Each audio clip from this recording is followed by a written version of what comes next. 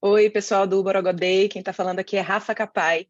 Eu sou artista, sou empreendedora criativa, sou mentora, sou escritora, sou bailarina, atriz e bailarina. E hoje eu quero falar um pouquinho da minha experiência que eu vivi, talvez nos últimos 10 anos, quando eu resolvi, de fato, empreender a minha criatividade. E como é que eu fui de um burnout em 2016 a uma vida criativa, pelo menos é o que eu estou buscando hoje, né? Construir uma vida mais criativa, com menos estresse, menos arraigada, né, no que eu chamo de empreendedorismo predatório ou de produtividade predatória. Então, hoje aqui é mais um papo para contar um pouquinho para vocês como eu estou construindo essa vida criativa e também para começar a criar conversas sobre esse tema que eu acho que é tão importante. Então, aqui fica um disclaimer.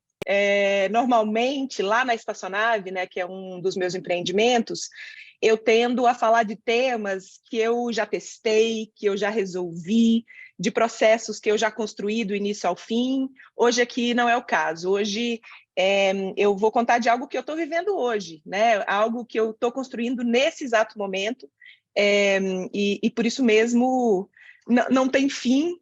Eu ainda não cheguei lá, eu não sei se eu vou chegar lá, mas eu acredito que eu já estou num ponto da jornada que tem aprendizados e conhecimentos e sabedorias não só para mim, mas também para quem está me ouvindo. Bom, eu vivi um burnout em 2016, como eu falei, fazendo um trabalho que eu amava, fazendo algo que me dava prazer, que colocava meus talentos, minhas habilidades, minhas paixões em uso, e eu adoeci, né? Eu entrei em depressão, porque o burnout é uma síndrome depressiva pelo excesso de ansiedade e por estar inserida em um contexto, né, de crenças, de processos, de falas, de ensinamentos que estão o tempo inteiro impingindo um ritmo que, no meu entender, pelo menos para a minha vida, não é um ritmo humano, né?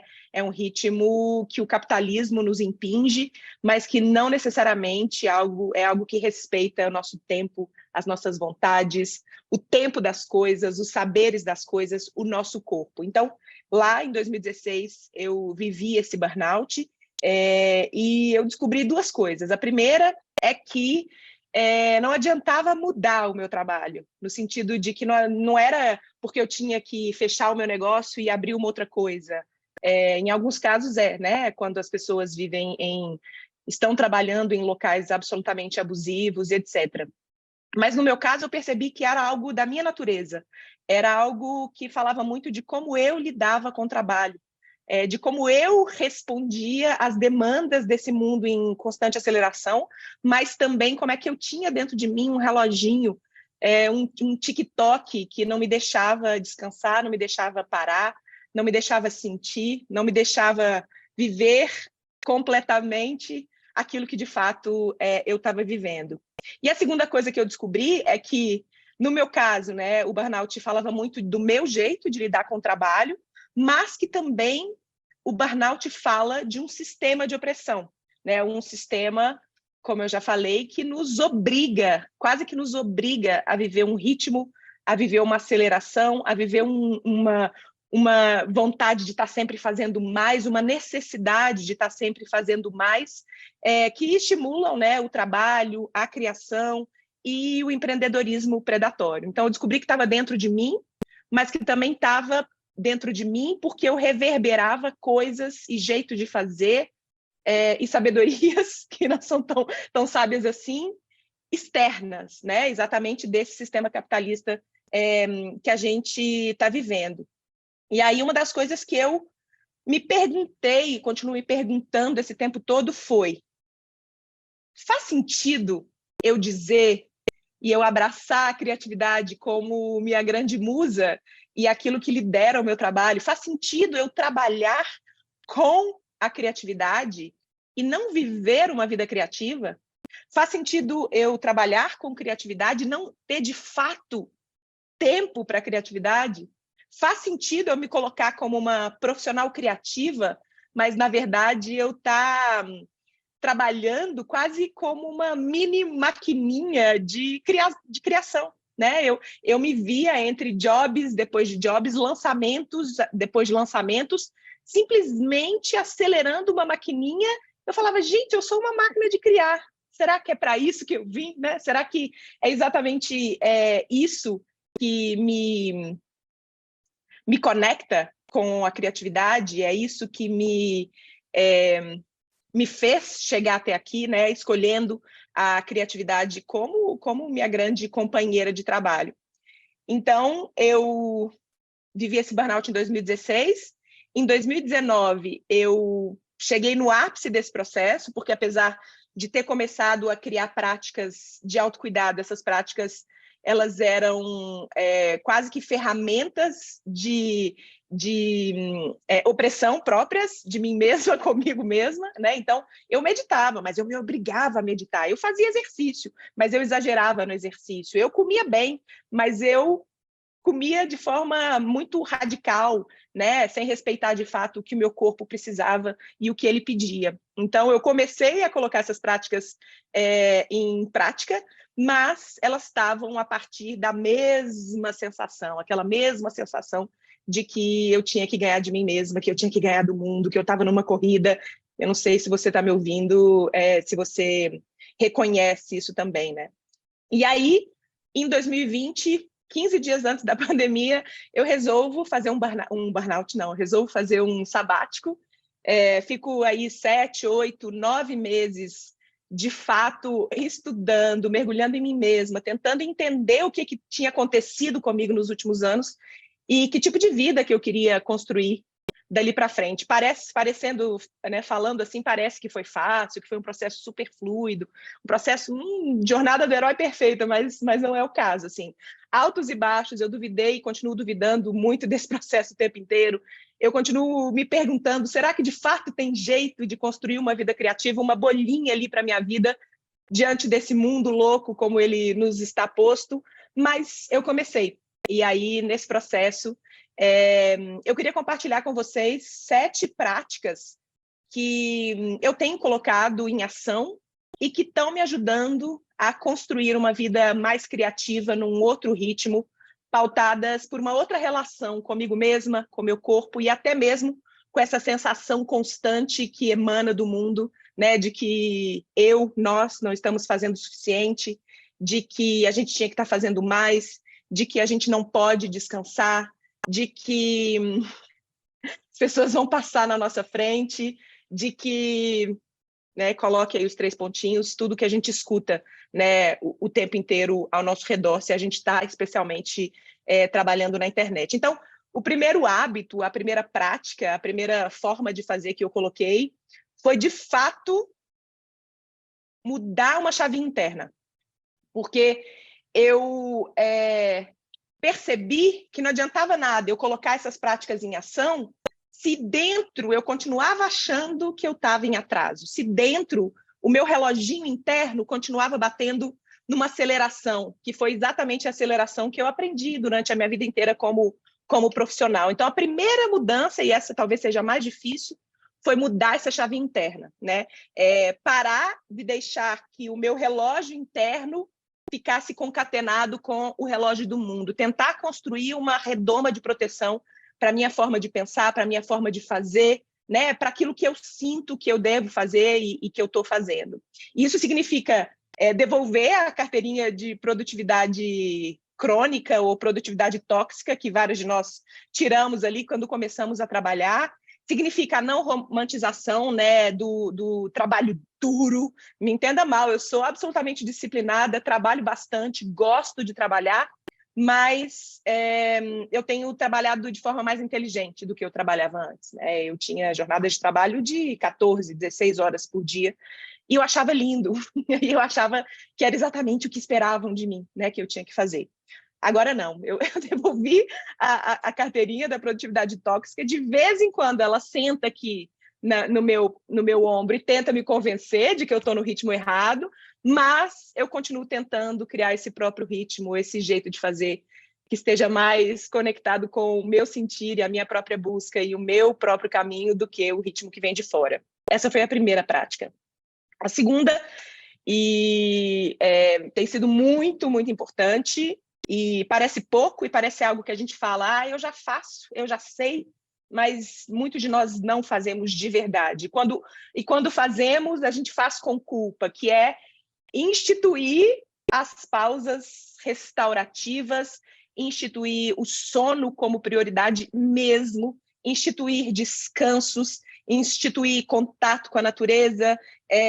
Tem uma amiga, Julie Angel, que ela fala que a gente tem que aprender, a gente fala muito, né? A gente tem que trabalhar pesado, a gente tem que hard work, e ela é britânica, ela fala que a gente tem que aprender o que ela chama de strong resting, ou seja, o descanso pesado, né? Se, em vez de trabalhar pesado, ou trabalhar pesado, mas também descansar pesado. Descansar, de fato, como uma prioridade nas nossas vidas. E o que eu vejo não é assim. O que eu vejo é que a grande maioria de nós não tem coragem de pausar. Eu era uma dessas. Se no meu tempo, eu ficava...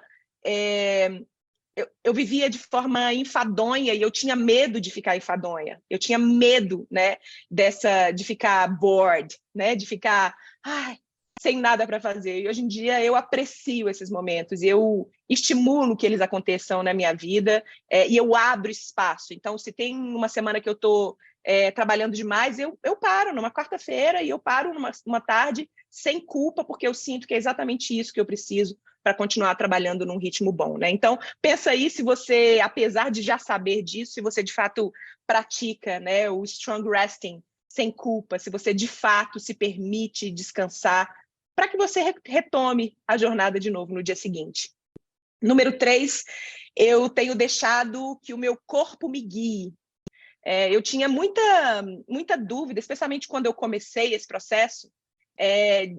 Eu falava, mas como eu vou saber quanto é suficiente? Porque eu estava tão acostumada a dar demais e a passar pelas coisas feito um trator e passar por cima de mim mesma como um trator, né? E ligar o botãozinho da produtividade, e entrar no lançamento e de um lançamento partir para o outro. Eu estava tão acostumada com esse ritmo que eu não sabia o quanto era suficiente, que eu não sabia qual era essa linha que dividia, né, um trabalhar legal, trabalhar de forma inteligente, trabalhar bastante, trabalhar bem, do trabalhar de forma tóxica, né? Então, o meu guia nesse processo tem sido o meu corpo.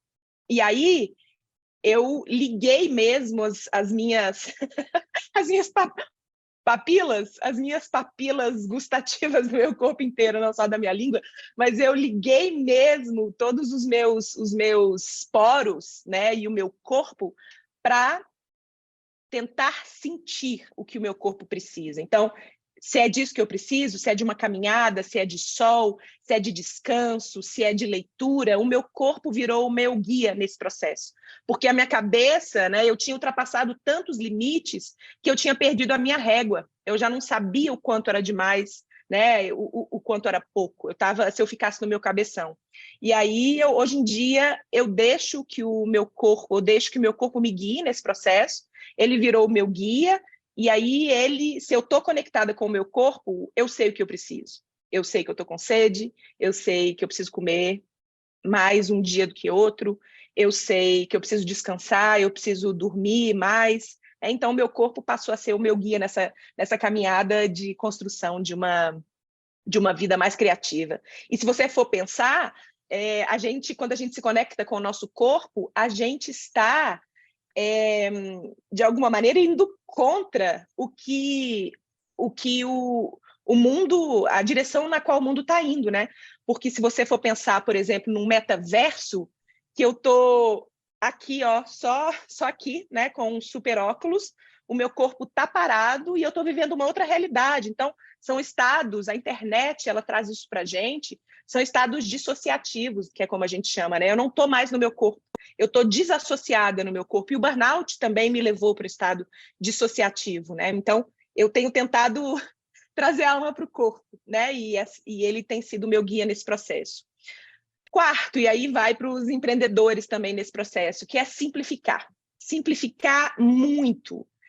A gente tende a achar, especialmente no mundo da internet hoje, que a gente tem que fazer muita coisa. Que tem a nova estratégia do novo guru, e aí o tempo inteiro o mundo está bombardeando para a gente um monte de coisa que a gente tem que fazer. E eu percebi que nesse processo que existem coisas que são simples de serem feitas, que são possivelmente as mais simples, e que elas já são suficientes, né? Então, eu tenho adotado estratégias de negócio, estratégias de criatividade, estratégias de marketing, que são mais clássicas, que de alguma maneira funcionaram durante muito tempo e continuam funcionando há bastante tempo, né? Então, em vez de eu ficar criando milhões de mídias sociais, para dar um exemplo prático, eu estou focando na minha newsletter, que é uma conversa que eu tenho há mais de 10 anos com as pessoas que me seguem lá, e eu sei que já funciona. Né? Em vez de ficar buscando a nova estratégia da nova coisa, eu foco na minha comunidade. O que, de fato, eu posso fazer que vai gerar valor para as pessoas que me acompanham. Né? Isso significa que eu estou simplificando processos no meu negócio, no meu trabalho, que eu estou simplificando estruturas, que eu estou criando processos automatizados quando eles não precisam de mim, e isso me dá espaço para que eu possa atuar nas coisas que são realmente necessárias e que pedem a minha criatividade, e eu foco naqueles tais 20% de Pareto, né, que são o que me fazem feliz e que geram algum tipo de resultado para o meu negócio, e eu tenho tentado abandonar todas as coisas que são acessórias, que não vão fazer tanta diferença, mas que parecem que fazem, porque a gente está o tempo inteiro catando a nova estratégia, a nova coisa, a nova mídia social que vai ser a grande salvadora dos nossos negócios, das nossas marcas, dos nossos empreendimentos e do nosso trabalho. Então, eu tenho focado no que é simples e tenho parado de acreditar nessa vozinha que também era super frequente na época do burnout, de que eu tenho que fazer mais e mais e mais e mais. Tenho focado em criar processos que esses processos possam caminhar durante um bom tempo, me ajudando no meu trabalho, que é servir as pessoas que me acompanham, né, e continuar falando de criatividade, de empreendedorismo criativo e, agora, mais que nunca, de uma vida criativa.